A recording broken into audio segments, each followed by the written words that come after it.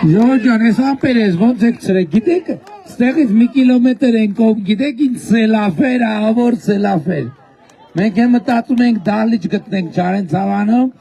բայց ուրախ եմ, որ Չարենցավանը մեզ դիմավորում ասենց արևոտ, պայծառ, ուրախ եղանակով։ Շնորհակալ եմ շատ։ Սիրելի Չարենցավյանցիներ, Հայաստանի Հանրապետության հպարտ քաղաքացիներ, ողջունում եմ բոլորիդ։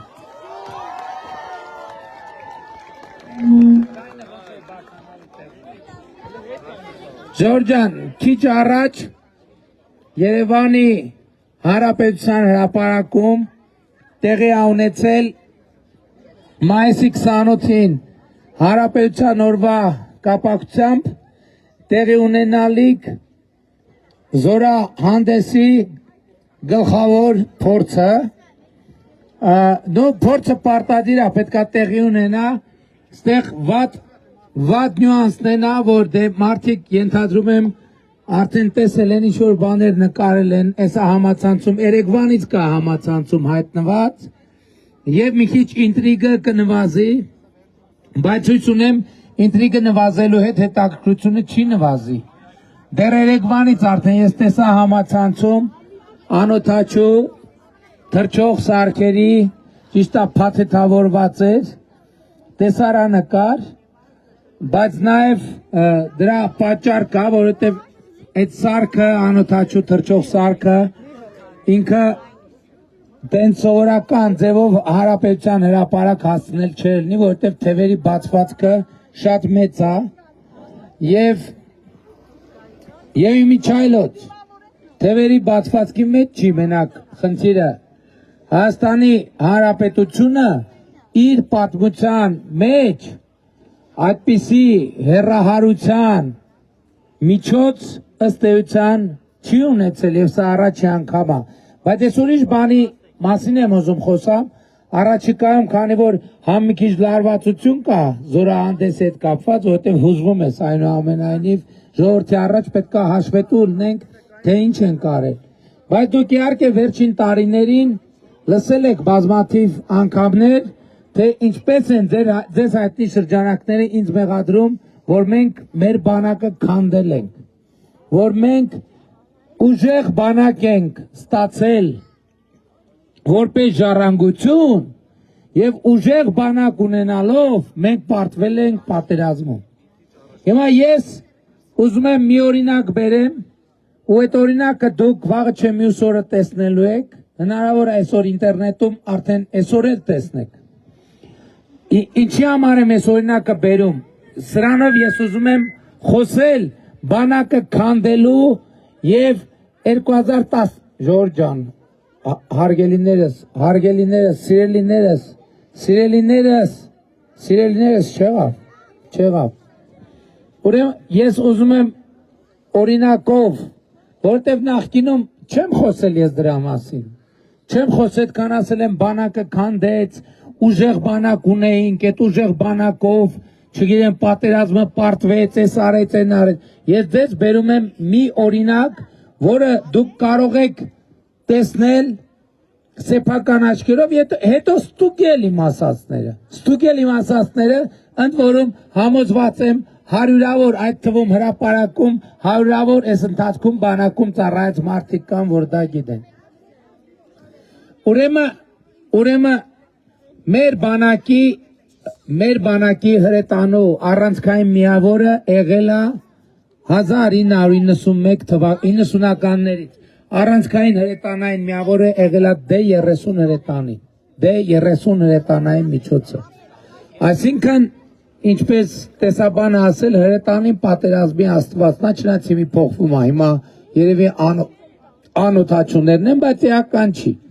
Գնանք այն ժամանակ, երբ դեռ անօթաչու չկար։ Ուրեմն D30-ը մեր հրետանու առանցքային գործոնն է, մեր հրետանային թիվ 1 միջոցը։ Առաջին անգամ ինչ է կարծում, երբ է Հայաստանի Հանրապետությունը գործարանային արտադրության, այսինքն Զավադսկոյ, ինչպես մենք սիրուն ենք ասենք, D30 հրանոթ ունեցե, ինչ եք կարծում, որ թվին եղած կլինի դա, դա տեղի է ունեցել 2023 թվականին։ 2023 թվականից առաջ մենք ոչ մի հատ D30 միավոր չենք ունեցել, որը գործարանից արտադրվի եւ բատակարարվի Հայաստանի Հանրապետությանը։ Այսինքն նոր վիճակում, ինչպես սիրում ենք ասել, յուղը վրեն, առաջի անգամ մենք D30 հրետանի ունեցել ենք 2023 թվականին։ Իսկ դրանից առաջ ինչ ա եղել։ Իսկ դրանից առաջ, այն որ Սերժ Սարգսյանն ասում էր 80-ականների զենքերով, ինքը իրականում գլուխ ա գովացել, երբ որ ասել է 80-ականների զենքեր, որովհետև այդ զենքերը եւ իմիջայլոց մեր բանակի սպառազինության 70 եւ ավել տոկոսը եղել է ոչ թե 80-ականների, այլ եղել է 70-ականների, 60-ականների, 50-ականների։ Եվ ահա, այսպիսի բանակ ենք մենք ժառանգել 2018 թվականին։ Իսկ այսօր մենք ունենք բոլորովին նոր բանակ։ Եվ էլի ուզում եմ ցույց տալ այդ բանակի նոր բանակի էությունը D30 հրետանի օրինակով։ Դուք կտեսնեք մայիսի 28-ին դուք կտեսնեք D30 հրետանին։ Նախկինում ուզում եմ ասել, պատկերացրեք, չէ, ինչ որ մենք ունեցել ենք, ոչ միայն օգտագործված է եղել, այլև պիտանելիության եզրին գտնվող զենքեր են եղել։ Ну, ուտիլ չէ, բայց դա կոչվում է նիկանդիցիոննի կամ գրեթե նիկանդիցիոննի։ Այսինքն մենք այդ զենքերի մեծ մասին նույնիսկ փող չենք տվել, որովհետև մեծ հաշվով դրանք փող ըստ էության չարժեին էլ։ Հիմա դուք ինչ որ կտեսնեք մայիսի 28-ին, մեր D30-ները գործարանային արտադրության են, D30-ը, բայց մենակ վիզուալ կնայեք D30 հրետանուն եւ այն նոր հրետանային միջոցները, որոնք մենք ձեզ մենակ չափերով։ Այսինքն էլա պուշկա, էլա պուշկա։ Բայց մենակ չափերով կնայեք, թե նախկինում ինչ չափ ա ունեցել մեր հրետանային թիվ 1 միջոցը, այսօր ինչ չափ ունի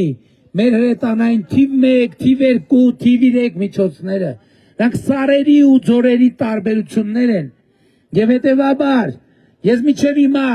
չեմ հակադարձել այդ մեղադրանքին, բայց ես էլի ասում եմ, նրանք երբ որ ասում են, իրանք բանակ են ժառանգել, այդ երբ որ մենք ասում ենք կանսերվի կոկոշները մենակ դիրքերից կախված կանսերվի կոկոշները չեն եղել, այլ նաև մեր ունեցած զենք զինամթերքի 60%-ը հենց կանսերվի կոկոշի կարգավիճակ ա ունեցել, այ մենք տենց բանակ ենք ժառանգել եւ այդ բանակի ավերակների վրա նույնիսկ նոր բանակ կառուցել հնարավոր չէր, մենք այդ բանակի այդ ավերակները մաքրել ենք տարածքը բանակի ավերակներից եւ այսօր մենք ունենք ժամանակակից գերժամանակակից պարազինության բանակ եւ դուք դա սեփական աչքերով եք տեսնելու։ Եվ նախորդ ամիս իմ մի քաղաքացու միջև մի խոսակցություն ա տեղի ունեցել, որը հետագա իրադարձությունների վրա ազդել ա։ Երևանի վարչական շրջանում մի մարդ տենց քննադատաբար ասում էր, չգիտեմ ինչ եղավ, չեմ էլ հիշում այդ պահը։ Բանակի հետ կապված խոսակցություն եղավ, ասի մայիսի 28-ին զորահանդես են անելու, կգաք կնայեք, կտեսնեք, ասեց լավ է, գիտեմ ինչ եք անելու, ասց ինչ ենք անելու։ Ասեց հեսա մուլյաժները, մակետները ստից նկարած բերելու եք անցկացնեք ու փորձեք համոզել, թե բանակ կա։ Այդ խոսակցությունը շատ ծանր նստեց ինձ վրա եւ մտածեցի ինչ պետք է անենք նման մտայնությունը արմատախիլ անելու համար։ Եվ որոշում կայացրեցի նախկինում միշտ այդ սպառազինությունը հրապարակով անցնում էր ու հեռանում էր։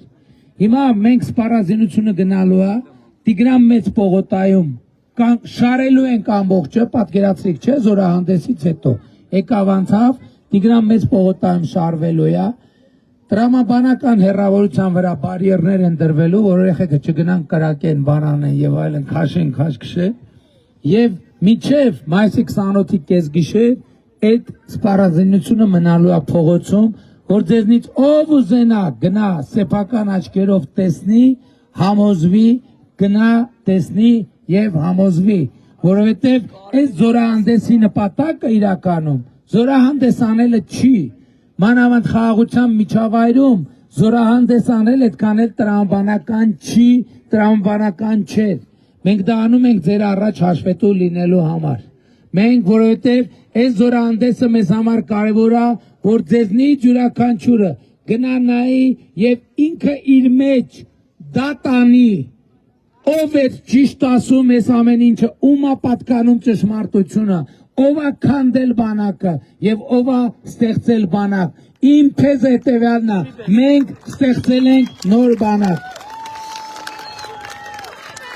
Ընդ որում, այդտեղ մենք ներկայացնելու ենք ժամանակակից օտարերկրյա արտադրության զենքեր։ Ընդ որում, շատ կարևոր է, որ մենք զենքի ձեռքբերման աղբյուրները դիվերսիֆիկացրել ենք։ Մենք այլևս 1-2 երկրից չէ, որ զենք ենք ձեռք բերում։ Մենք հիմա ասեմ։ Մենք 6-7 երկրից որ զենք ենք ձեռք բերում։ 6-7 երկրից սա կարևոր է, որ մենք ունենանք ընտրություն, կարևոր է, բայց ամենակարևորն է նա, որ այնտեղ գեր ժամանակակից սպառազինություն է նաև լինելու որոշակի չափերի, որը արտադրված է Հայաստանի Հանրապետությունում, արտադրված է Հայաստանի Հանրապետությունում։ Եվ սա արդյունքը այն բանի, որ մենք գիտության ֆինանսավորումը ավելի քան կրկնապատիկ ավելացրել ենք, շուրջ 2.7 անգամ 17 թվի համեմատությամբ սենց կամած ավելացրել ենք 2.7 անգամ։ Մենք գիտության ոլորտում աշխատավարձերը 100-ից 300%-ով ավելացրել ենք կապված ատեստավորման արդյունքներից։ Մենք Հայաստանի ռազմաարդյունաբերական համալիրում շուրջ 170 միլիարդ դրամի պատվեր ենք տեղադրել, այսինքն 170 միլիարդ դրամի ֆինանսավորում ենք ապահովել ռազմաարդյունաբերական համալիրի համար։ Եվ գիտեք հիմա ինչ հաշվետվություն ունեմ ձեզ տալու, որ այսօր արդեն Հայաստանի ռազմաարդյունաբերական համալիրը զենք է արտահանում միջազգային շուկա, զենք է արտահանում միջազգային շուկա։ Բայց բանակի բարեփոխումը սրանով չի ավարտվել։ Այսօր նախ մենք բանակի զինծառայության ժամկետային զինծառայության ժամկետը կրճատել ենք 1.5 տարի ենք դարձել 2 տարուց։ Երկրորդը մենք նաև վարժական հավաքների ժամկետներն ենք կրճատել, դա էլ մոռացել ենք ասենք։ Նախկինում 3 ամիս է եղել վարժական հավաքները, այսօր 25 օր են վարժական հավաքները եւ համաձայնեք, որ վարժական հավաքները 3 ամիսը ուրիշ բան է, 25 օրը ուրիշ բան։ 3 ամիս մարդուն տնից տեղից կտրելը ուրիշ, աշխատանքից կտրելը ուրիշ բան է, հիմա ուրիշ բան։ Հիմա ավելին կան կարգավորումներ, որոնք մարդիկ նաև վարժական հավաքի գնալու դեպքում իրանց աշխատավարձերն են պահպանում եւ նաև լրացուցիչ վճարում են ստանում։ Բայց նաև ուզում եմ հաճույքով արձանագրել, որ Պաշտպան հայրենիաց ծրագիրն է ստեղծվել։ Լսել եք Պաշտպան հայրենիաց ծրագրի մասին։ Ուրեմն տեսեք, դուք ծառայում եք Պաշտպան հայր։ Ուրեմն Պաշտպան հայրենիաց ծրագիրը հետևյալն է. 18 տարեկան զորակոչիկը գնում է բանակ, 6 ամիս վերապատրաստվում է իր ցանկությամբ եւ պայմանագիր է կնքում ծառայության վերաբերյալ ու ատեստավորվում է։ Ատեստավորման տոկոսից կախված ստանում է 300,000, 400,000, 500,000, մինչև 600,000 դրամ աշխատավարձ։ Մարտական հերթապահությունից դուրս, այսինքն երբ որ սահմանին հերթապահություն չանում, գիշերները քնում է իրանց տանը։ Եվ եթե նախկինում զինվորի ծնողը պետք է մտածեր, թե իր երեխուն ոնց գուլպա ու քաղցրավենիք հասցնի, հիմա այդ զինվորները իրանց տներն են պահում, իրանց ընտանիքներն են պահում, եւ դեռ ավելին 5 տարվա ժամկետը լրանալուց հետո 5 միլիոն լրացուցիչ գումար են ստանում։ Այսօր մեր զինվորները, նրանք ովքեր բարձր ատեստավորումով են անցել, բանակում ծառայելով ավտո են առնում, իրանց ավտոյով են գնում ծառայության եւ հետ գալիս։ 2026 թվականի սեպտեմբերի 1-ից Վազգեն Սարգսյանի անվան ռազմական ակադեմիայի շրջանավարտը, որ հաջողությամբ ավարտում է, սպայական կոչում է ստանում եւ նշանակում է ստանում բանակում, պետության կողմից ստանում է բնակարան։ Պետության կողմից ստանում է բնակարան եւ այսինքն այս գլխից մենք սպայի բնակարանային հարցը լուծում ենք, բայց ուզում եմ ասել, որ շուրջ 2300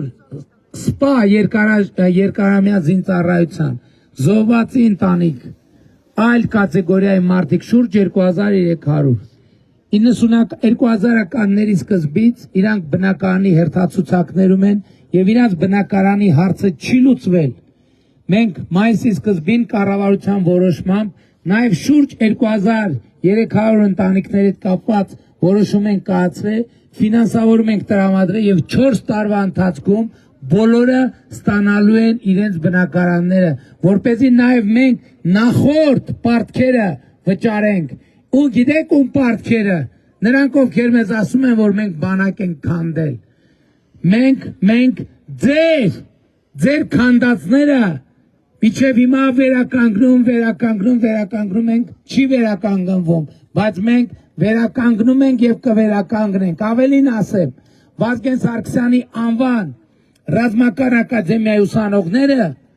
ամիսը 170,000 դրամ կրթաթոշակ են ստանում եւ Մոնթե Մելքոնյանի անվան ռազմական վարժանի սաները դա ավագ դպրոցը 45,000 դրամ կրթաթոշակ են ստանում։ Ինչի համար ենք մենք սա անում, ժողովուրդ ջան, որտեղ մենք հասկանում ենք, որ բանակը եւ սպայական դասը պետության ողնաշարն են եւ բանակը բարեփոխելով մենք ամենևին պատերազմի չենք պատրաստվում, ժողովուրդ, մենք խաղաղության ենք պատրաստվում, որովհետև մենք հասկանում ենք, որ պաշտպանունակ եւ ուժեղ բանակ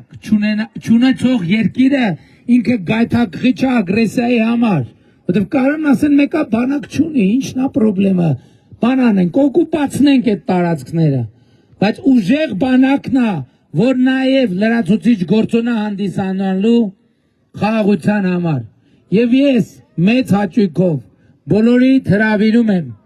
մայիսի 28-ին, այսինքն վաղը չէ մյուս օրը գալ Հանրապետության հրապարակ եւ տեսնել, վայելել եւ հպարտանալ ձեր նոր բանակով, որը նոր է ամեն ինչով։ Էտել ասեմ, դուք այնտեղ ոչ մի տեխնիկա չեք տեսնելու, որի առաջի օգտագործողը մենք չենք, ժողովուրդ, սա շատ կարևոր բան է։ Այսինքն գործարանից արտադրվում է Հայաստանի Հանրապետության համար։ Այնտեղ օդային տրանսպորտի մեջ կարող են լինել Su-25-ներ, որոնք մենք հիմա նոր արդիականացրել ենք, էտել է արդիականացված, եւ դա նույնպես շատ կարևոր արձանագրում է։ Եվ ես կարծում եմ, որ Հանրապետության օրը 2026 թվականի առանձնահատուկ ձևով է նշվելու Հայաստանի Հանրապետությունում, որովհետև մեր ժողովուրդը իրապես իր բանակը տոնելու առիթ ունենալու, եւ այդ բանակը նորահագուստով, դաշտային հագուստով, տոնական հագուստով, բայց նաեւ հայեցակարգով։ Մենք ասում ենք, որ Հայաստանի Հանրապետության բանակը պետք է օգտագործվի եւ կիրառվի միայն ու միայն Հայաստանի Հանրապետության ինքնիշխան տարածքը միջազգայինորեն ճանաչված պաշտպանելու համար, այլ խնդիրների համար բանակը չի կարող կիրառվել, բացի իհարկե միջազգային խաղաղապահ առաքելությունների։ Ժողովուրդ ջան, էսա միակ բանաձևը, որի վրա հնարավոր է ստեղծել եւ հնարավոր է ստեղծել խաղաղություն։ Տեսեք, այսօր շատ բան են ասում են, որ ես 2022 թվականին Ադրբեջանի տարածքային ամբողջականությունը ճանաչել եմ։ Ճիշտ են ասում, բայց շատ կարևոր է արձանագրել, թե ինչի համար։ Իսկ նրա համար, որ ի վերջո այդ գիտակցումը հասունացել է, որ ցանկացած երկրի տարածքային ամբողջականությունը ուրվագծվում է իր հարևանների տարածքային ամբողջականությամբ։ Այսինքն, ես ճանաչել եմ Հայաստանի Հանրապետության տարածքային ամբողջականությունը եւ այդ հենքի վրա է հնարավոր միակ խաղաղությունը, որը մենք կարող ենք ունենալ։ Եթե մենք այս ուղեգծից շեղվենք, մենք ետ ենք գլորվելու կոնֆլիկտի հորձանուտը եւ պատերազմները չեն ուշանալու, պատերազմները չեն սպասելու։ Այսօր պատերազմի եռագլուխ կուսակցությունը մեկը ասում է ծովից ծով Հայաստան։ Ինչ ծովից ծով Հայաստան, ժողովուրդ ջան, ինչով ծովից ծով Հայաստան, ով է զոհվելու ծովից ծով Հայաստանի համար։ Այդ մարդը, որի նկարն էլ այնտեղ կախած է, ասում եմ իր ընտանիքի մի անդամ Հայաստանի սահմանի անվտանգության համար մի կրակոց նույնիսկ չի արձակել։ Եթե նրանք կրակել են Աբովյանում, Մարինջում, Կոտայքի մարզում, սեփական երկրի քաղաքացիների դեմ։ Այսօր եկել են ծովից ծով Հայաստան են խաղացնում։ Գիտեք ինչ եք ծովից ծով Հայաստան խաղացնում։ Ձեզ մխում են, որ դուք պայքարեք ծովից ծով Հայաստանի համար։ Կներեք դուք Դուբայում տուն ունեք։ Ձեզ եմ հարցնում։ Հարցից ունեք Դուբայում տուն, իսկ Եվրոպայում տուն ունեք, Ամերիկայում տուն ունեք, ոչ միտեղ չունեք, իրանք ունեն բոլոր տեղերում եւ դրա համար ուզում են Հայաստանը մարտադաշտ դարձնեն, որ իրանք գնան իրանց տները վայելելու, որովհետեւ եթե եւ երբ այս ընտրություններում ժողովուրդը հաղթի, իրանք բոլորը պատերազմի եռագլուխ կուսակցությունը Հայաստանից հեռանալու, Հայաստանից փախնելու հնարավորության մասին երազելու են, բայց մենք իրար հետ այդ հնարավորությունը իրանք չենք տալու այդ հնարավորությունը։ Սրա մասին այս ընտրությունները եւ մենք այսօր պետքա տեր կանգնենք ամենակարևորին։ Այդ ամենակարևորը ես համարում եմ Հայաստանում հաստատված խաղաղությունը, որի առիթով ձեզ բոլորիդ շնորհավորում եմ։ Հայաստանում հաստատված է խաղաղություն։ Մեր խաղաղությունը 9 ամսեկան է եւ 9 ամսեկան խաղաղությունը ես համեմատում եմ 9 ամսեկան երեխայի հետ։ 9 ամսեկան երեխան, որտեղ 9 ամսեկան երեխա կա, այդ ընտանիքի ամենակարևոր անդամն է, ճիշտ է թե ճիշտ չի։ 9 ամսեկան երեխան ցանկացած ընտանիքում այդ ընտանիքի ուրախության եւ երջանկության առիթն է։ Ինչքան էլ խնդրեմ լինի տանը ընտանիքում կենցաղային, որտեղ 9 ամսեկան երեխա կա, այդ ընտանիքը անխուսափելիորեն երջանիկ պահեր է ապրում, երջանիկ է զգում իրար։ Նույն երջանկությունը այսօր խաղաղությունն է Հայաստանի համար։ Եվ 9 ամսեկան խաղաղությունը 9 ամսեկան երեխայի հետ մի ուրիշ ընդհանրություն էլ ունի։ Եթե իրան չխնամես, 9 ամսեկան երեխային չխնամես, կապրի երեխան, չի ապրի։ Նույնն էլ 9 ամսեկան խաղաղությունն է։ Եվ այսօր պատերազմի եռագլուխ կուսակցությունը ասում է եկեք մենք ի վիճակի չենք հոգ տանել 9 ամսեկան երեխայի նկատմամբ։ Եկեք որփանոց հանձնենք այդ երեխային։ Այսինքն գիտեք ինչի, որովհետև իրանք ուզում են, որ մենք նորից մեր ճակատագրի ղեկը հանձնենք ուրիշներին։ Մենք ասում ենք ոչ, սա պատմական պահ է, մենք մեր սեփական ձեռքն ենք վերցրել, մեր ճակատագրի ղեկը եւ մենք կարող ենք, ես հավատում եմ, որ Հայաստանում կա քաղաքացի եւ ժողովուրդ, որ կարող է եւ պետք է տեր կանգնի խաղաղությանը։ Այս է պատճառը, որ ես բոլորիդ կոչ եմ անում, խնդրում եմ, հորդորում եմ 2026 թվականի հունիսի 7-ին գնալ ընտրական տեղամասեր եւ տեր կանգնել խաղաղությանը, գործելով հետեւյալ տրամաբանությամբ։ Ընտրություններ 2026-ին քվեարկում ենք